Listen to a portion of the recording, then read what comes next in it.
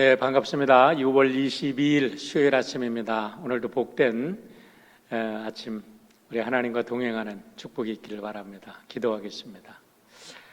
아버지 하나님 감사합니다. 오늘도 아버지께서 허락하신 귀한 날, 아버지와 함께 동행함으로 우리의 모든 삶이 복되고 아름답고 하나님 보시기에 좋았더라 하실 수 있는 귀한 삶 되도록 인도하여 주시옵소서. 하나님께서 세상을 창조하시고 정말 기뻐하셨는데 인간들의 죄로 인하여 모든 것이 어그러지고 모든 것이 하나님 보시기에 불쾌한 것들이 되었습니다. 주님, 다시 한번 예수님 안에서 우리를 구원하여 주셨사오니 우리들의 삶이라도 하나님 보시기에 기뻐하는 삶이 되도록 인도하여 주시옵소서. 우리의 힘으로는 부족하오니 성령님 의지합니다. 주께서 도우시고 축복하여 주시옵기를 예수님의 이름으로 기도하옵나이다. 아멘. 네, 오늘은 레위기 20장 9절부터 16절 말씀까지 제가 읽어드리겠습니다.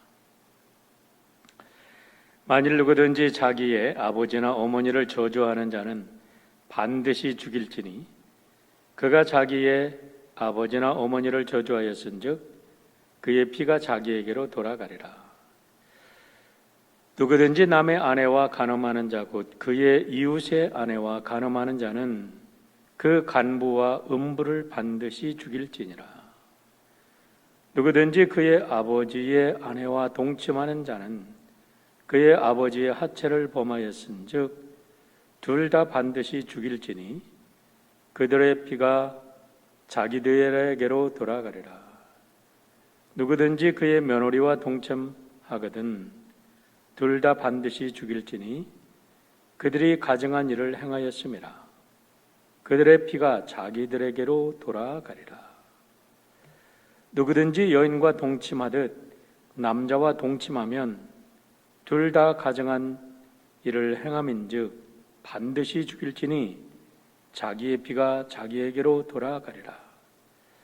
누구든지 아내와 자기의 장모를 함께 데리고 살면 악행인즉 그와 그들을 함께 불살을 지니 이는 너희 중에 악행이 없게 하려 함이니라. 남자가 짐승과 교합하면 반드시 죽이고 너희는 그 짐승도 죽일 것이며 여자가 짐승에게 가까이하여 교합하면 너는 여자와 짐승을 죽이되 그들을 반드시 죽일지니 그들의 피가 자기들에게로 돌아가리라. 26절 읽습니다. 너희는 나에게 거룩할지어다. 이는 나 여호와가 거룩하고 내가 또 너희를 나의 소유로 삼으려고 너희를 만민 중에서 구별하였음이니라. 아멘. 레위기 18장부터 20장에 보면은 우리 이스라엘 백성들의 성결에 관한 말씀들입니다. 즉 하나님의 사람들이 어떻게 성결한 삶을 살아야 되느냐라는 말씀들인데, 하나님께서 우리 하나님의 백성들에게 성결을 요구하는 것은 하나님께서 거룩하신 하나님이고 거룩하신 하나님께서 우리를 통해서 예배를 받으시기 원하시기 때문에 그렇습니다. 그러니까 레위기 전체가 우리들에게 성결을 요구하고 하나님께 성결이라는 것이 레위기의 주제인데, 그 모든 것은 계속해서 우리가 말씀 들어왔지만 하나님께 드릴 예배와 관련이 있는 말씀들입니다. 그래서 오늘 우리들에게 주시는 본문의 말씀도 우리들에게 성결을 요구하시는데, 이것은 예배자들이 반드시 지켜야 될 가장 근본적인 일이기 때문에 그렇습니다. 그래서 결론부터 말씀을 드리자면 오늘 26절에도 이렇게 말씀을 하십니다. 너희는 나에게 거룩할지어다.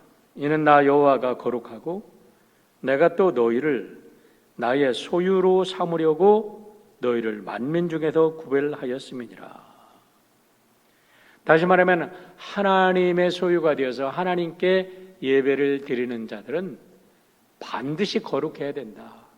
반드시 성결해야 된다라는 것이 가장 근본적인, 기본적이고 근본적인 조건이라는 것입니다.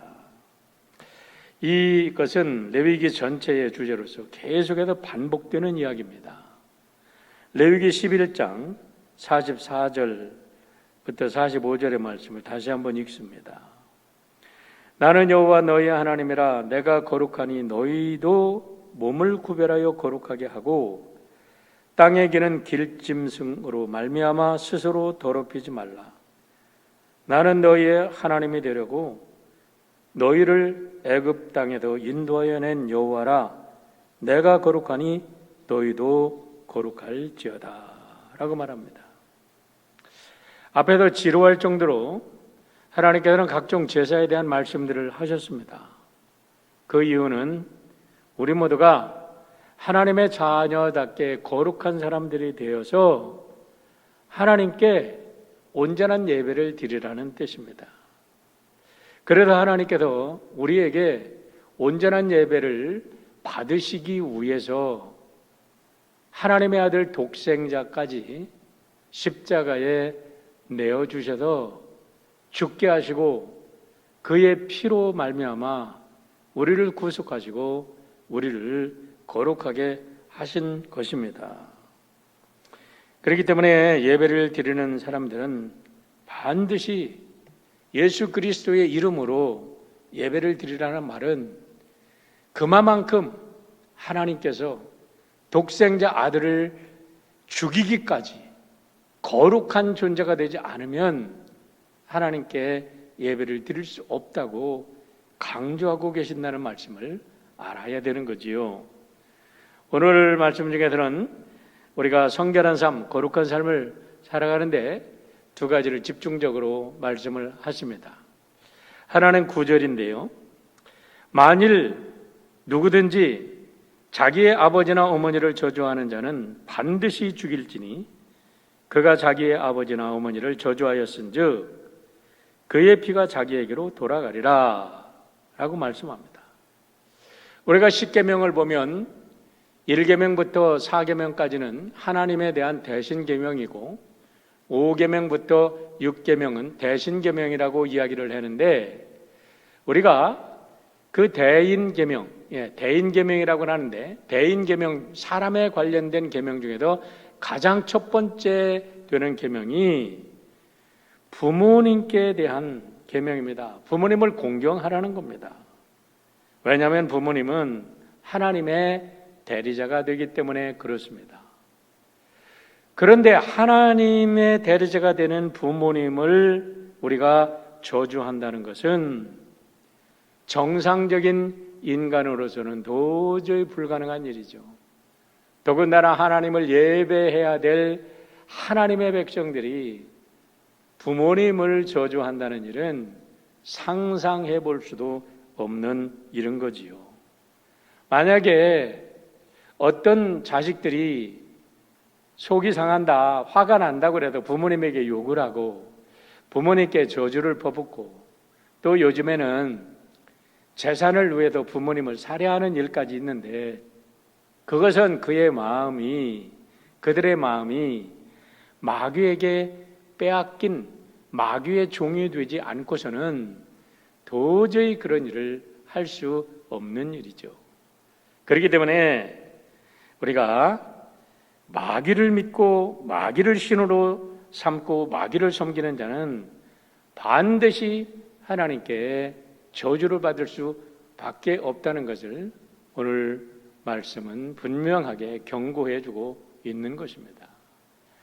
우리의 뜻이 맞지 않는다고 속상하다고 부모님을 원망할 수도 있습니다. 그러나 부모님들의 마음은 자식들이 이해를 하지 못해서 그렇지 우리 자녀들이 잘 되기를 바라는 것이 한결같은 우리의 부모님들의 마음인 줄 믿습니다. 부모님들의 해초리를 들고 우리를 야단치신다 할지라도 우리를 잘 되라고 하는 거지 부모님이 결코 우리를 미워서 그런 일은 그런 일을 하시지는 않을 것입니다. 어떻게 자기의 몸으로 난 자식을 부모님께서 우리가 미워하실 수 있겠어요? 그렇기 때문에 우리는 부모님을 절대로 욕보이거나 부모님을 저주해서는 안 될 것입니다. 두 번째로는 성적 타락을 경계하라고 7가지의 대표적인 예를 계속해서 이제 한 절 한 절 이야기를 하고 있는데요. 첫 번째는 10절의 말씀입니다. 누구든지 남의 아내와 간음하는 자, 곧 그의 이웃의 아내와 간음하는 자는 그 간부와 음부를 반드시 죽일지니라 라고 말씀합니다. 특별히 오늘 말씀을 보면은 성범죄에 대해서, 성의 타락에 대해서 하나님께서 아주 자세하게 다루고 있는데, 이것은 성에 대한 문제는 창조에 대한 하나님의 창조의 원리와 관계가 되기 때문에 그렇습니다. 우리가 성적 연합은 성적 연합으로 끝나는 게 아니라 거기에 생명이 탄생을 하고, 우리가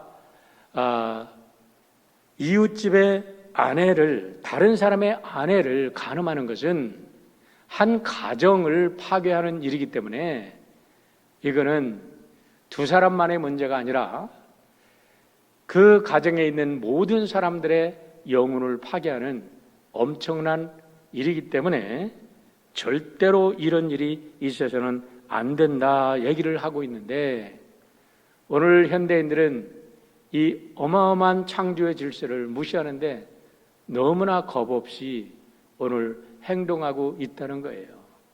그래서 이제는 다 큰 사람들 자기 스스로 자기의 삶을 책임질 수 있기 때문에 간음죄는 없어져야 된다 하면서 간음죄는 이제는 사라지는 것을 보게 됩니다. 참 너무나 안타까운 현실을 우리가 보게 되는 거지요. 자, 11절 말씀을 보겠습니다. 누구든지 그의 아버지의 아내와 동침하는 자는 그의 아버지의 하체를 범하였은즉 둘 다 반드시 죽일지니 그들의 피가 자기에게로 돌아가리라. 여러분, 아버지의 아내가 누구입니까? 어머니죠. 근데 여기에서는 아버지가, 어머니가 돌아가셨든지 아니면 그 옛날 아버지들이 여러 아내를 얻는 것을 아마 인정하고 하는 말이라고 생각을 합니다. 어쨌든 아버지가 세컨 와이프를 얻었다 할지라도 아버지와 결혼한 사람은 어머니와 같은 레벨에 있는 분 아닙니까?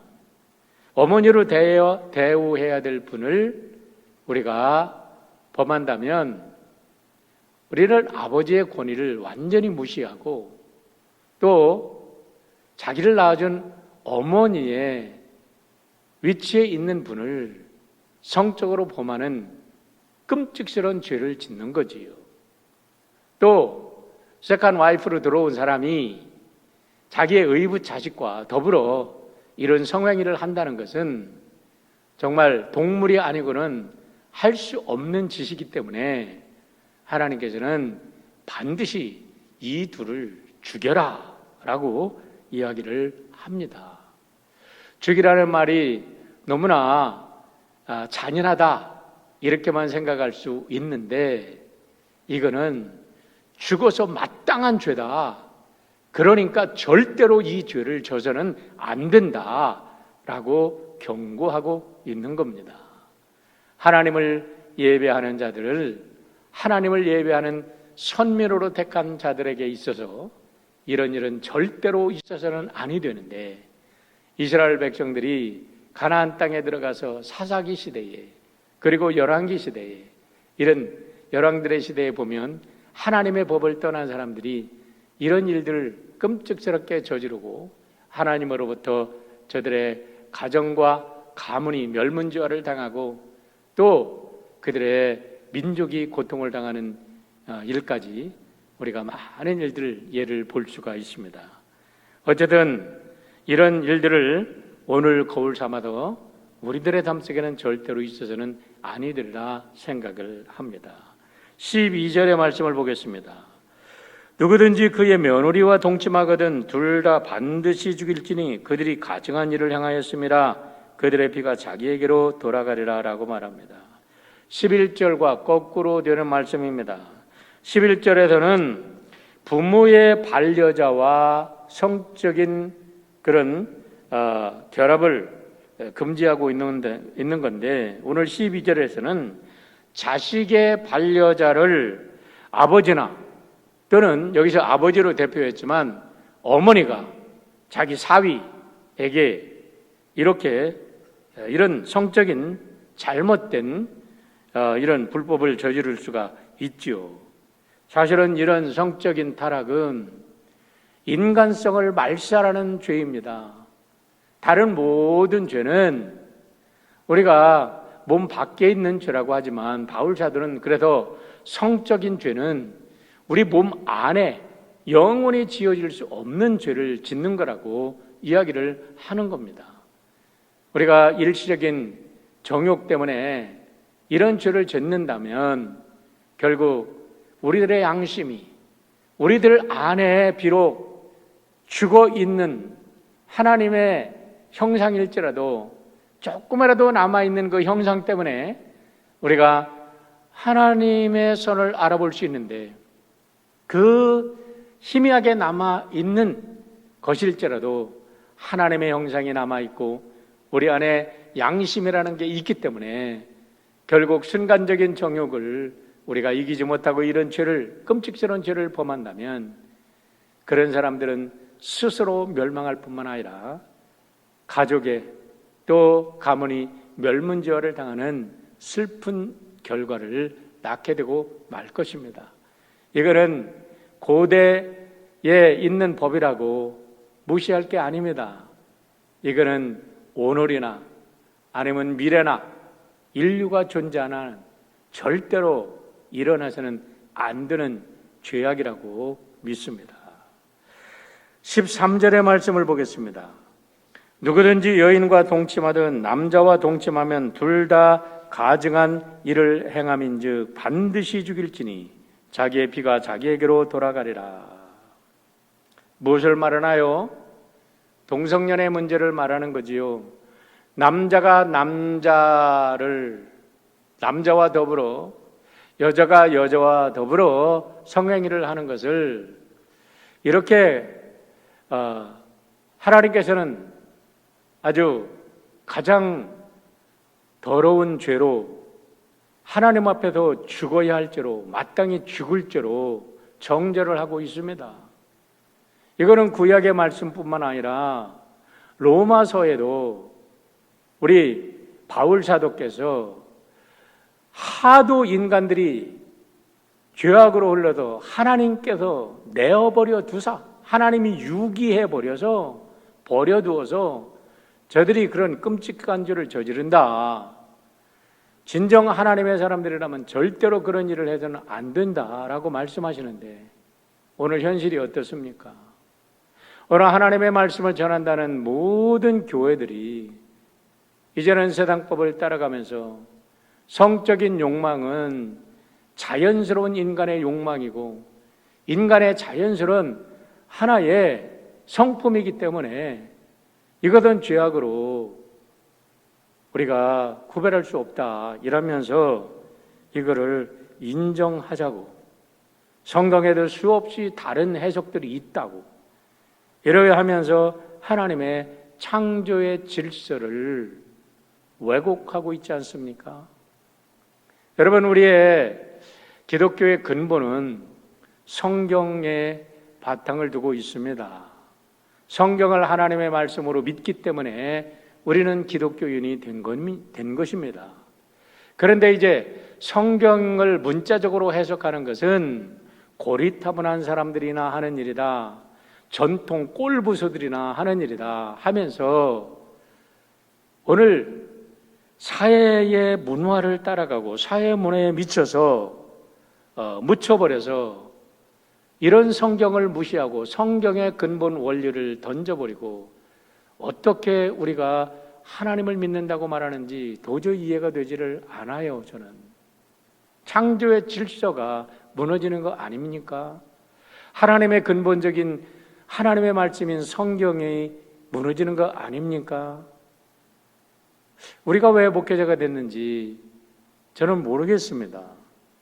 우리 이번에 연회를 하는데 계속해서 do no harm, do good, stay in love with God 이라는 웨슬리 목사님의 우리 메소디스트들에게 준 심플 룰을 강조하면서 하나님의 사랑을 강조하고 이 땅의 병든 자들, 이 땅에 고통받는 자들, 이 땅에 아픈 자들을 사랑하지 않고 우리가 기독교인이 될 수 없다, 사랑하지 못하는 자들이 어떻게 기독교인이라고 말하냐 하면서 우리는 이런 성적인 문제를 받아들여야 된다고 강조하며 우리가 오히려 성경을 강조하는 사람들을 이단화 취급을 하는 모습을 보았습니다. 여러분, 그런데 하나님의 사랑에는 반드시 하나님의 정의와 공의가 있다는, 그거를 근본으로 해야 된다는 사실을 잊어서는 안 될 것입니다. 사랑에는 하나님의 공의가 양면성을 가지고 있는 거예요. 여러분, 사랑, 그렇죠. 인류를 사랑하기 위해서 예수님을 이 땅에 내보내셨는데 그냥 내보내신 게 아니라 공의의, 하나님의 공의와 하나님의 거룩성에 합당하기 위해서 예수님을 십자가에 달려 죽게 하셨습니다. 예수님이 죽어서 공의를 이루는 것은 어떻게 해석할 것입니까? 하나님의 사랑만 노래 부르지 하나님의 공의와 정의는 노래 부르지 않고 완전히 neglect한 오늘의 시대의 상을 하나님은 뭐라고 하시는지. 이 문제는 너무나 델리케이트한 이슈지만 우리 나름대로 정말 하나님 앞에서 정직하게 우리가 이것을 사회법을 따라가야 될 건지, 아니면 우리가 끝까지 하나님을 믿는다면 성경의 진리를 고수해야 될 건지 우리 다시 한번 깊이 생각하고, 여러분들, 우리가 누구를 향해서 저주를 품을 일은 아닙니다. 우리는 남을 미워할 권리는 없습니다. 사랑할 책임은 있지요.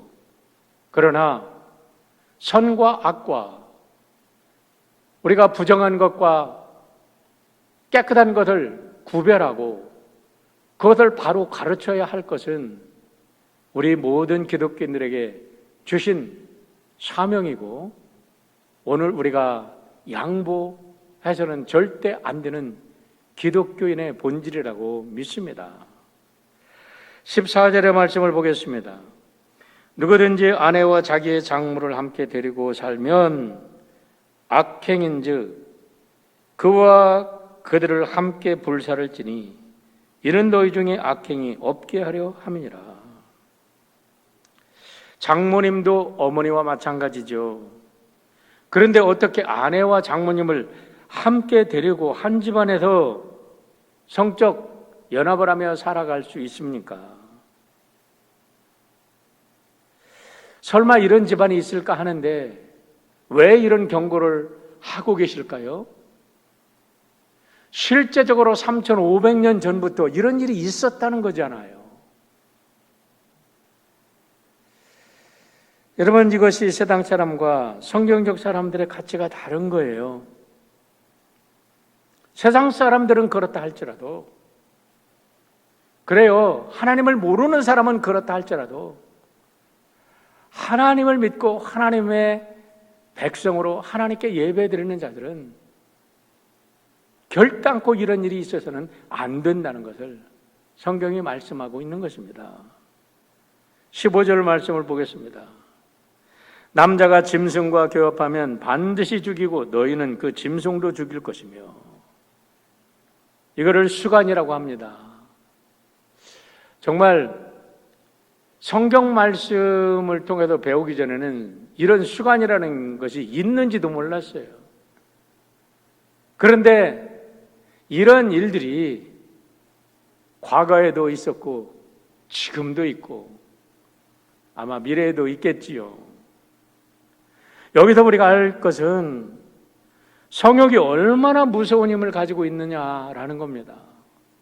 식욕과 성욕은 인간이 존재하기 위해서 가장 필요한 근본적인 욕구예요.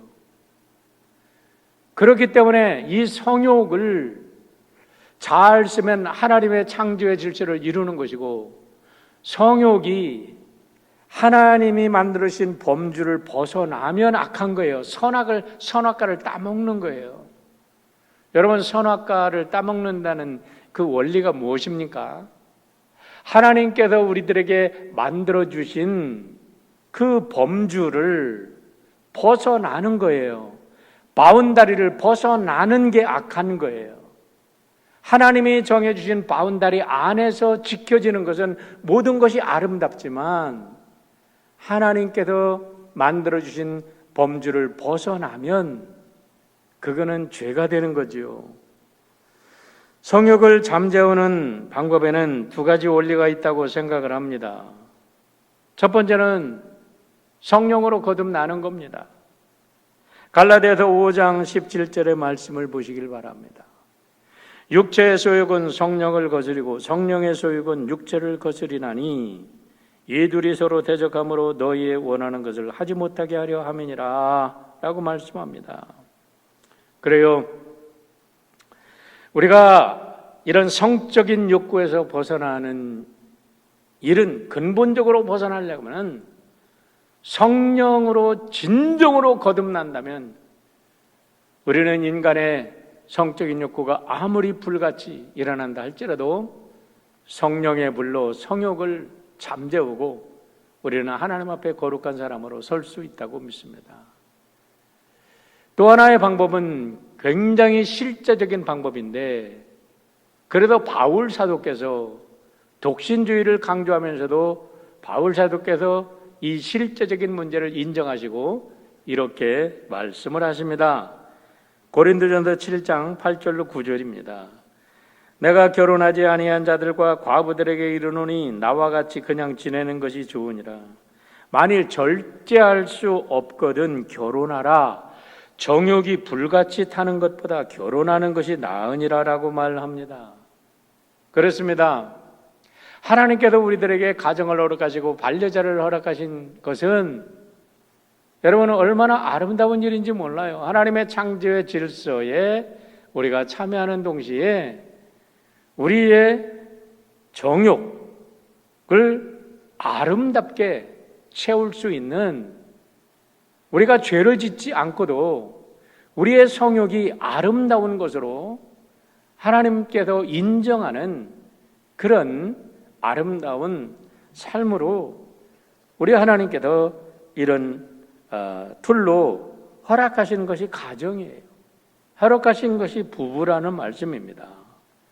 그렇기 때문에 우리가 하나님께서 짝져 주신 우리의 반려자들이 얼마나 귀한지 우리가 서로 아끼고 사랑하며 우리가 서로 존중하고 존경하고 또 우리가 남편과 아내로서 짝져졌다면 그 안에서 아름다운 성생활은 하나님의 축복된 것인 것을 믿고 아름다운 성생활을 하시길 바랍니다.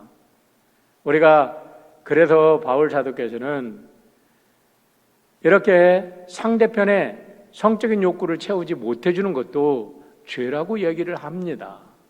왜냐하면 이것은 성욕을, 불타는 성욕을 다른 데로 분출하는 그런 상대편으로 잘못된 죄성으로 빠지게 하는 그런 유혹의 길로 들어설 수도 있기 때문에 그런 거지요. 16절 말씀을 보겠습니다. 여자가 짐승에게 가까이하여 규합하면 너는 여자와 짐승을 죽이되 그들을 반드시 죽일지니 그들의 피가 자기들에게 돌아가리라. 앞에서는 남자에 대한 수간에 대해서 얘기했고 여기 16절에서는 동일한 원리로 우리 여자의 수간에 대해서 이야기를 하고 있는 겁니다. 자, 어쨌든 이와 같이 7가지 원리를 자세하게 말씀하면서 하나님께서는 성적인 타락은 하나님 앞에 예배드릴 수 없는, 죽을 수밖에 없는, 죽어야 마땅한 죄로 정죄하고 계신다는 사실을 우리는 잊지 말아야 될 것입니다. 이와 같은 법은 단순한 고대의 법이 아니라 인류가 존재하는 한 영원히 우리의 가정을 지키고 우리의 가정이 성스러운 가정에서 아름다운 우리 건강한 자녀들이 출생을 하고 또 우리의 건강한 자녀들이 육신적인 뿐만 아니라 정서적으로 영적으로도 건강하게 양육되어서 하나님의 뜻을 이루는 일에 꼭 필요한 일이라고 생각을 합니다. 그러므로 우리 모든 사랑하는 성도 여러분, 하나님을 예배하기 위해서 우리는 부모님을 잘 공경하고 또 우리의 가정생활에도 성적으로 부도덕한 일이 일어나지 아니하도록 우리가 먼저, 우리 부부가 먼저 뜨겁게 사랑하는 모습을 우리 자녀들에게 가르쳐주고 우리 자녀들이 그런 부모님들의 아름다운 사랑의 모습들을 보고 저들도 아름다운 가정을 꾸미는 소망을 가지고 살아갈 수 있고 또 그렇게 될 수 있기를 우리가 가르쳐야 될 의무가 있는 줄 믿습니다. 여러분의 가정이 복된 가정이 되고 여러분의 부부 생활이 더 아름다워지는 복된 하루가 되기를 주님의 이름으로 축원합니다. 기도하겠습니다. 아버지 하나님 감사합니다. 우리는 예배자로 불림받았습니다. 다시 한번 세상에 어떤 소리가 우리를 유혹하든 하나님 앞에 바로 서서 하나님께 바로 예배드리는 우리 모두가 될 수 있도록 인도하여 주시옵소서. 하나님께서 예배자로 우리를 부르시고 우리에게 원하시는 거룩함이 무엇인지, 성결함이 무엇인지 여호와 앞에 성결한 삶을 살 수 있도록 도우시고 축복하시고 인도하여 주시옵소서. 예수님의 이름으로 기도하옵나이다. 아멘. 오늘도 복된 하루 되시기를 주의 이름으로 축원합니다.